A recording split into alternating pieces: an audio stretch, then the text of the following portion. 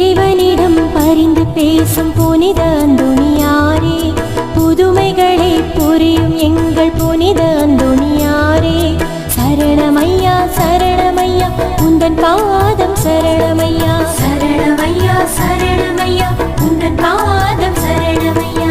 இறைவனிடம் பரிந்து பேசும் புனித